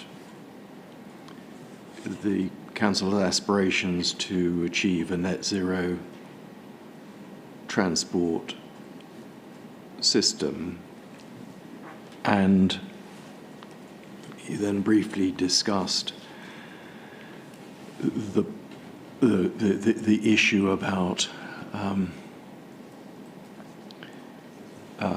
decarbonisation, if I can put it like this. These weren't the words used, but at source, at motor vehicles. Can you just explain to the inspector what is meant, and the government's current proposals, I think the target date was changed a little while ago, but for phasing out the sale of new petrol, diesel, and indeed I think hybrid cars. Yes, the government set out its a deadline for phasing out sale of those cars originally by 2030. That deadline has since been extended to 2035, as I understand. And obviously that's for the sale of new cars. There will be existing cars that for a period will Yes, indeed. continue to be legal to be driven on the roads. But what, by reference to, for example, the decarbonising transport plan, what is the intention that will happen as one moves towards the government's ultimate net zero target of 2050? What happens to road transport? I think there were two intentions. Firstly, that there would be a reduction in the level of road transport as more trips are undertaken by other modes, or indeed are not undertaken necessarily at all. But for those other trips that can and do remain necessary to be made by car travel, then an increasing and greater proportion of those will be made by electric and other vehicles that are zero carbon at the point of use. And clearly a level of car travel increasingly zero carbon is going to remain with us for many years to come. There then came a stage where you were asked about both encouraging bus usage and indeed also rail usage. If we just start with bus, what is the view, as we can see from the bus company letter? What's the view about the challenges currently on the existing road network, even with the amount of housing we have now? What are the problems that they face? And the problems that they face, which has obviously been set out quite comprehensively in the letter from Mr. Marion, are very substantial. Operators cannot operate the network that they would like to. Reliability, particularly on some parts of the network, is a significant concern, and the way that they have to schedule their operations in terms of running time means that service journey times are longer and more extended than they would like them to be. Services in this area frequently suffer from considerable disruption and delay, and that's based on where we are today. Never mind with the future growth proposed for the area. Now, obviously, Oxfordshire County Council is not here the bus operating company, but what does the Hif1 scheme facilitate in terms of bus services? The Hif1 scheme facilitates two things. Firstly, it's a new piece of infrastructure that buses can and would use that provides much better and more direct and reliable connectivity for services that would use it. It provides therefore much better future opportunities for new and enhanced bus services across the network, as Mr. Marion's submission makes clear.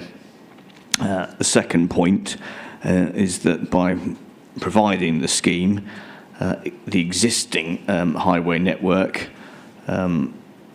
becomes less prone to congestion and unreliability problems for buses. So for the buses that use the existing network, they'd be able to operate more effectively and reliably, and crucially be more attractive to passengers. So it's a combination of opportunity for new and better bus routes and for better performance of existing ones. And if we just turn now briefly to rail, obviously the County Council is neither the owner of the rail track or the stations, that's Network Rail, nor is it a rail operating company. But what does the Hif1 scheme, what effect, if any, does it have in relation to accessibility to railway stations, either by bus, which you've just discussed, or indeed by cycling and walking? I think the most obvious benefit of the scheme in terms of accessibility to rail is the ability of to reach Culham Station by bus, by active travel through the infrastructure that the scheme would provide. And of course that's both to and from the station, as it would be both an origin for people who would live in and around the station in the new housing development, and as a destination for people working at the science centre and other employment locations around the centre. Now, just sticking with the theme of origins and destinations, obviously the service from Didcot stops at various intermediate stations, but then goes to Oxford. But does the propensity of people to switch from car to, for example, rail, depend on their origins and destinations? So, for example, if someone actually wants to go to East Oxford, is rail for them an attractive option, even if there were more services? No, it wouldn't be. I mean, rail is an opportunity, but by its very nature, has limitations. Put simply, it depends on where the track is and where the trains go to. And clearly, it won't be an option for many trips, either because the destination isn't close or convenient for the rail network, or trips need to be made at times of day when that aren't suitable. So it'll have a role, but a more limited one. You were then asked about the modelling and forecasts, and it was put to you that they may not be accurate, and you said, well, there was no evidence to suggest that anything else was more accurate. We know, don't we, that in environmental impact assessment we are looking at likely significant effects. For these purposes, is the evidence on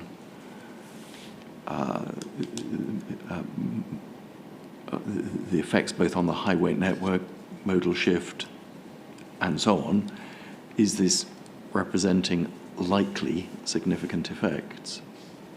Yes.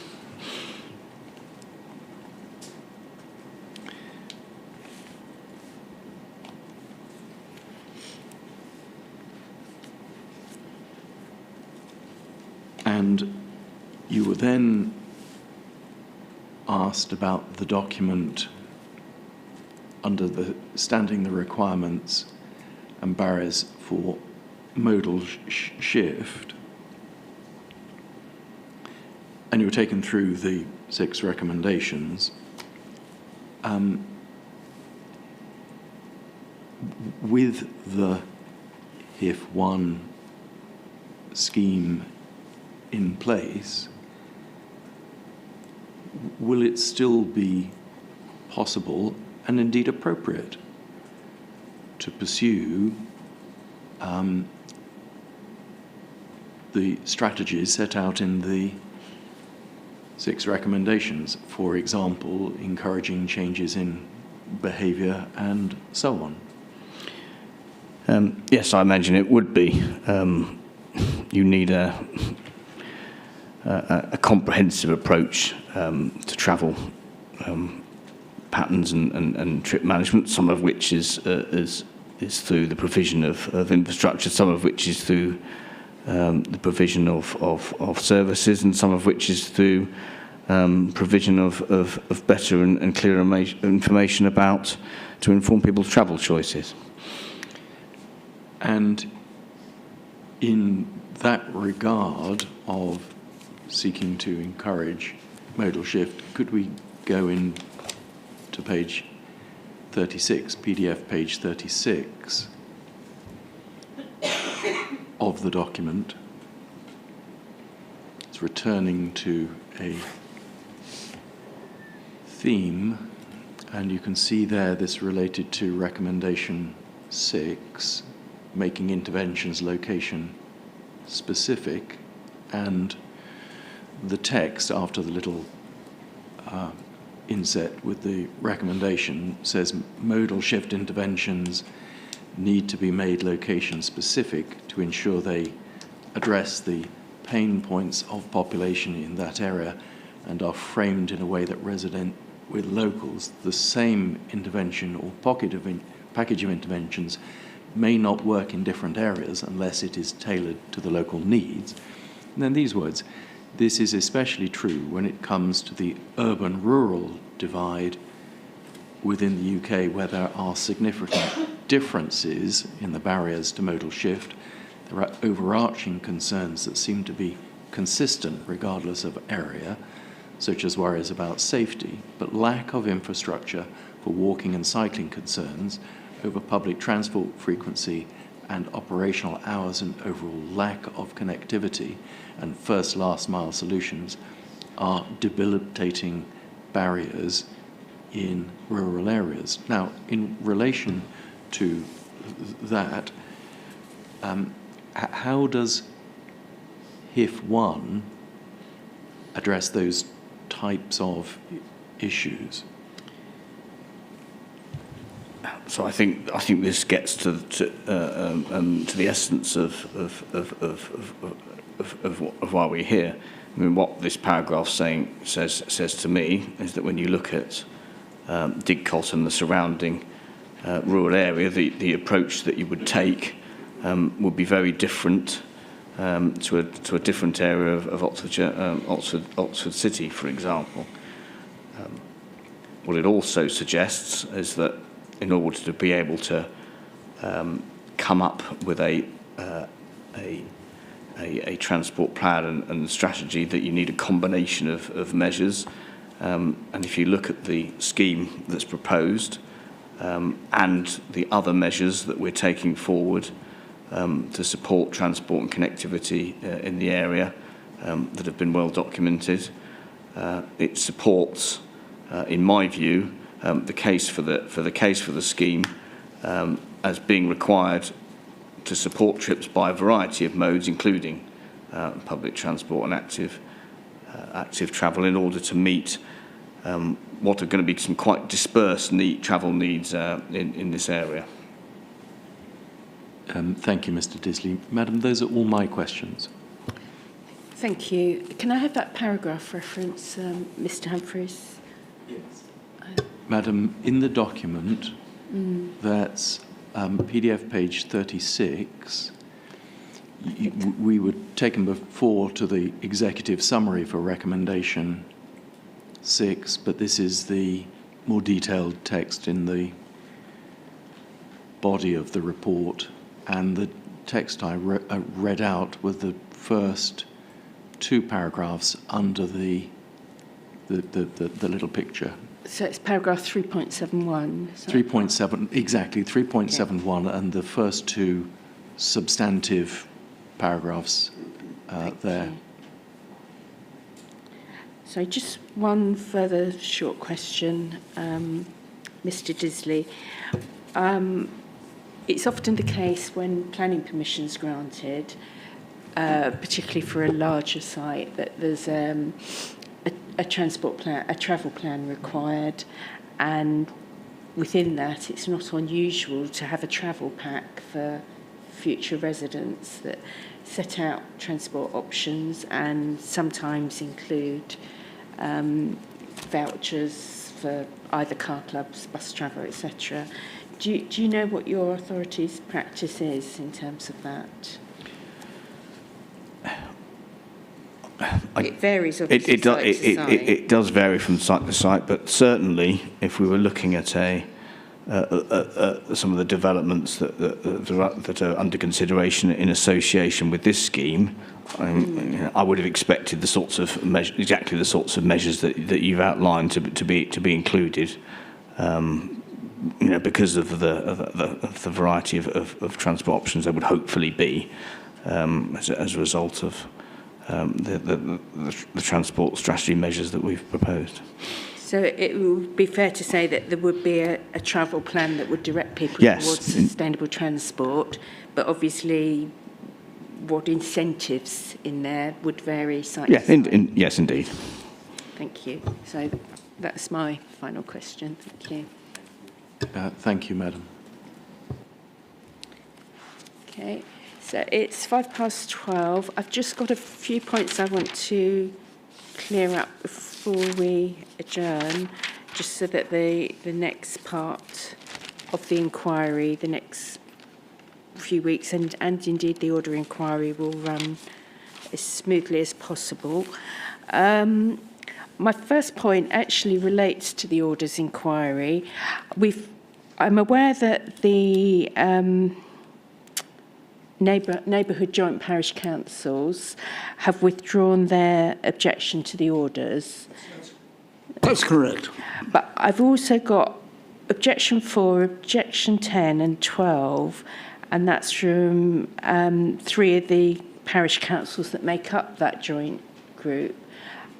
I would like clarification, and I can see Mr. O'Brien's not here, as to whether those objections to the orders stand or whether they're embraced. Yes. So we had 4 objections in total. Would it be possible for somebody to check and let the programme officer know by close of play on Monday as to whether those objections remain? We'll certainly try. My suspicion is that those objections are withdrawn as well, but I can't be categorical. That's my thought, but if they are, could we have something in writing confirming it, just like we did with the neighbourhood parish councils? A notice being taken. That's great, thank you. We've issued a timetable for the next 2 weeks, weeks 3 and 4. So we're hoping that we can stick to that. If there are any issues from any party, something unexpected happens, could you copy the other party in, and we try and reach a solution? But it's easier to get to a solution because I'm not around much myself. I've got other constraints in that period, but it's easier to get to a solution if both parties understand what the problem is, and if it's something confidential, just limit who you circulate it to. You know, we have had a few where it's personal circumstances, and obviously we want to just accommodate that as easily as possible. I've got, I think it probably won't affect the real 6 parties. We'll be writing out, getting time estimates for the orders inquiry, and I think subject to confirmation of those 3 that I've mentioned, we probably don't need that. And then I just want to turn very briefly to the site visit. I understand the itinerary's been shared. I'm going to give my microphone to Mr. Tamplin, who knows a lot about the site visits, and I know almost nothing. Thank you very much. So I understand that the itinerary has been shared, and this is the this is for the accompanied visit. I know Yes. there's other places that I need to look at. And as you'll see from that timetable, I'm not going to be able to fit them in on those 2 days. I'll need to make additional visits. There's just 2 places. Location 10 on page 1, that's the Appleford Recreation Ground. I'm quite happy to go there, but as you'll be aware, Mr. Tamplin, I can't hear representations on site. What am I meant to be looking at at the Appleford Recreation Ground? I'm in some difficulty without Mr. O'Brien, I'm afraid, because Okay. that is his home turf, literally. Could he email the programme officer? Yes, of course. But also copy the council Yes, in? yes. So that was one, and I think there's one on the next page. I think it's the green at Sutton Courtney. And just the same comment, what is it? Because on the others, it's quite clear what I'm there to see. So again, if you're not sure, Mr. Tamplin, could Mr. O'Brien just cover that one off? Yes, I'll do that.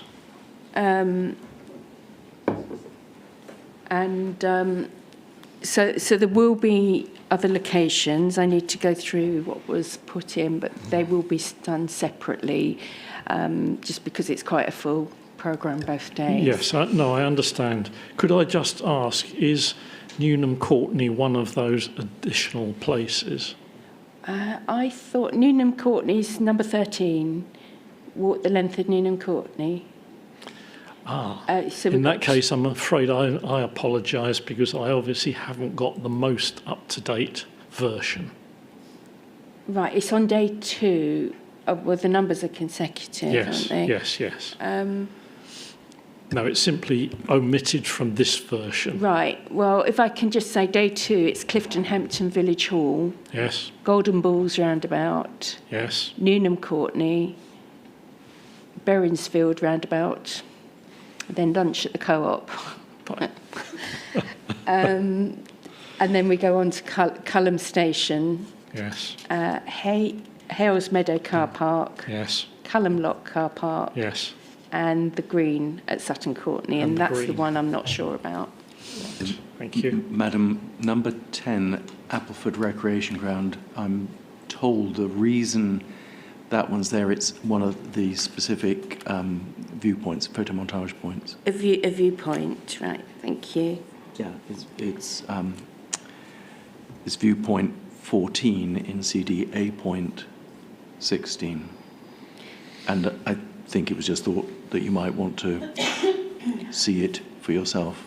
Yeah, I think that's fine, so long as I can understand why, because yes. I can't have the conversation when we're there. Absolutely. So, thank you for that, Mr. Tamplin. Sorry, could I just add one thing which I hope is being helpful? I'm just concerned about the forecast for this weekend and the ground conditions, because although I don't live on this route in particular, I do know parts of it, and I know that ground conditions will be very severe. We heard on the radio this morning that this is the wettest February on record in many parts of the country. I don't know if that applies here, but I'm simply concerned that people are going to get, and so is the minibus, get into a bit of a, shall I say, a bit of a mess because of the ground conditions, and it could slow things up considerably. I just raise it as a point so that we're all aware. I'm sure everybody is, but... I think the thought is, so on the first day we've got it's a view of the Thames. I think there's looking at the Thames footpath, and that was one that we decided we'd have to review on the day. And if places are difficult to get to, that obviously safety of everybody is paramount, and it might be that we need to arrange some and do a subsequent visit. whether that would need to be accompanied or unaccompanied, I wanted an accompanied visit just because of the extent of the site and on familiarity with the local roads. So I think we'll see how we go. We have to stay safe and see whether we'll be able to see anything with the weather, I think. Yes, indeed. I don't know how localised it is around here. In some areas, you can go from torrential rain to sunshine in 5 minutes. So I think we just have to take it as it goes, but that's our intention. Subject Yes, to of weather. course. No, I Yeah. understand. I understand. Okay, thank you. So I think that's what I have to cover. Is there anything else the council wants to raise at this point? No? No, thank you. Mr. Woolley? Yes, Mr. Tamblyn reminds me that Miss Curry was going to check whether the Oxford Didcot railway line was modelled. And I haven't heard the answer yet. I'm about to hear it, I see. You are, if I could give it. The answer is, straight from Miss Curry, I can confirm that the rail line between Didcot and Oxford was coded, brackets included, in the Oxfordshire Strategic Model Public Transport Assignment Model. Okay. That helps. Thank you for that. Anything else? No? No? Then we shall adjourn. And I really can't remember the date. I know it's the week of. I can check it. 26th of March. 10 o'clock, yes. Thank you. As I say, if anything arises, obviously keep the programme officer informed and try and copy each other in as far as practical. And then in terms of Monday, I've got a significant journey before I get here. I may mean to be here on time. I'll keep the programme officer informed if there's any delay, right? But if the weather's as bad as predicted, it might take me longer to travel. Okay, so thank you, everybody. Thank you.